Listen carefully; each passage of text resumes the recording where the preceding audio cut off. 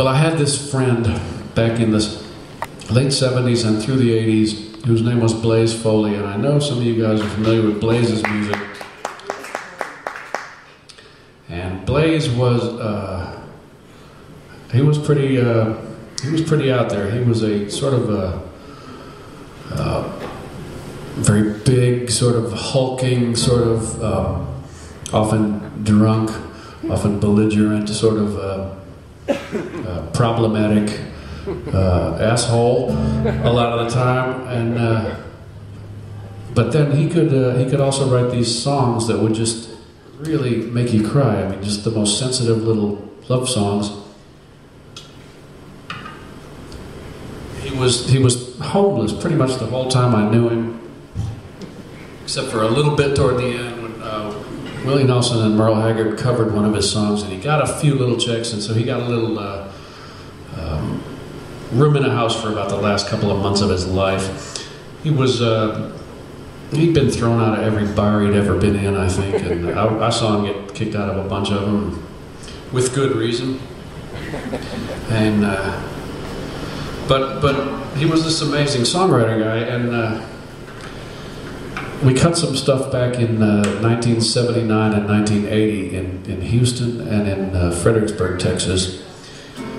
And we were almost done. We were probably 95% finished with this project, and then for some odd reason, Blaze was driving around in this car someone had given him, and he had the master tapes of the session in the station wagon with him. And you just never do that, because if anything happens to your master tapes, they're gone forever.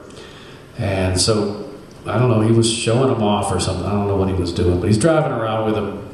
And someone broke into his car and stole the master tapes out of the back of this thing. And it just didn't surprise me. It was a very Blaze-like thing to happen. And I remember I asked him, I said, why would they take master tapes? And he said, because they were shiny. Okay.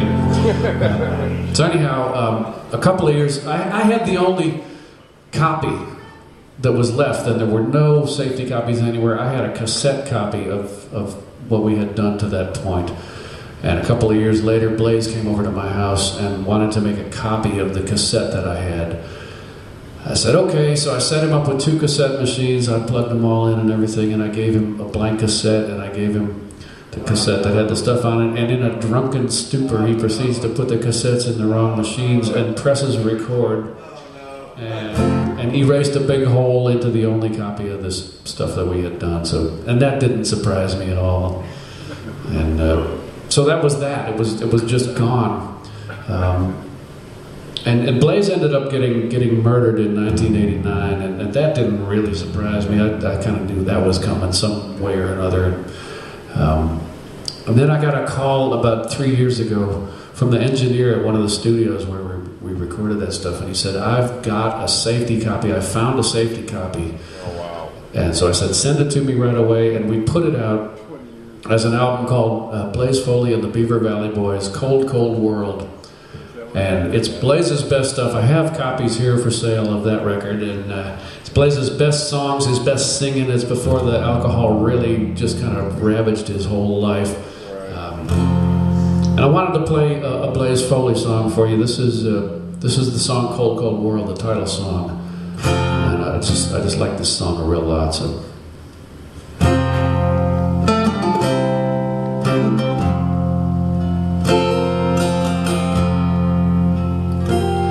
I've tried for a long time, but I think I can win.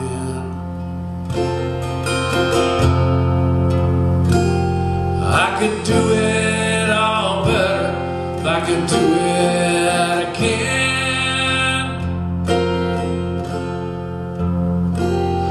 Wherever I'm going is the same place I've been.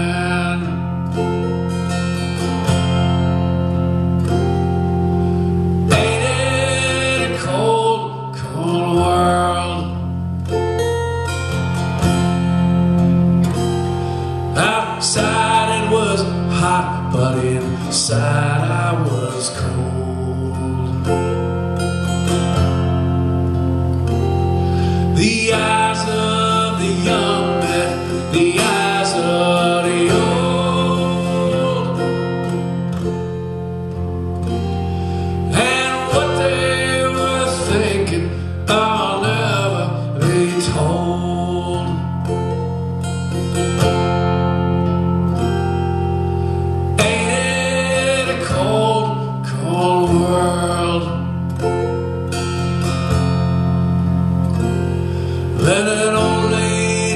asked me about the new daylight time. I said it don't matter, and she said I don't mind.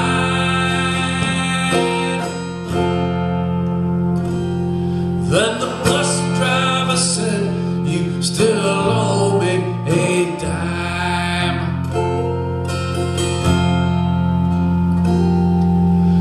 Ain't it a cold, cold world?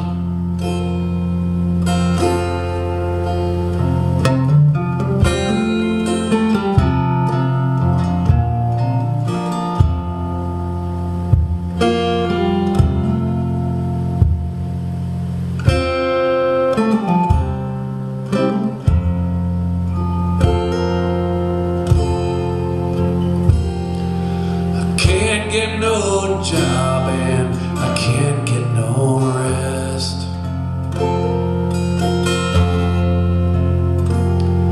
I started out east, but I ended up west. And I'm so glad to be here, I'm sure I would guess.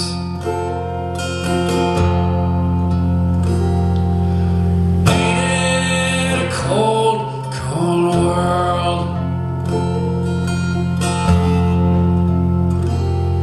I might have to leave you, I think's what she said.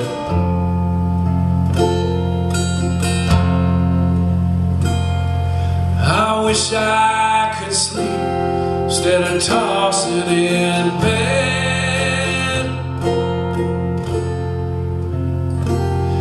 I can find myself thinking that I'd rather be dead.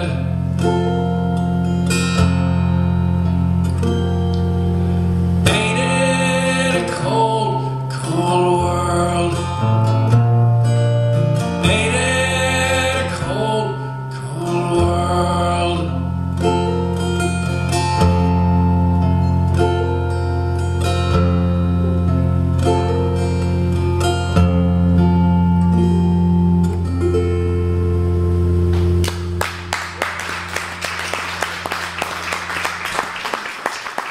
Thank you. You know, after Blaze died, I tried really hard to write a song about him.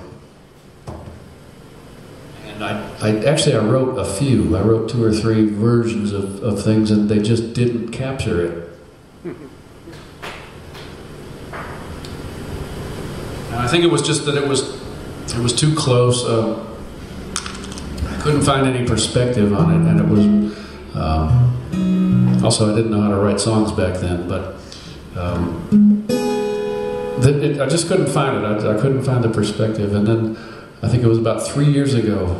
Finally, I wrote this one, and I played it for some people that knew Blaze, and they said, "Oh yeah, I think you got it there." And,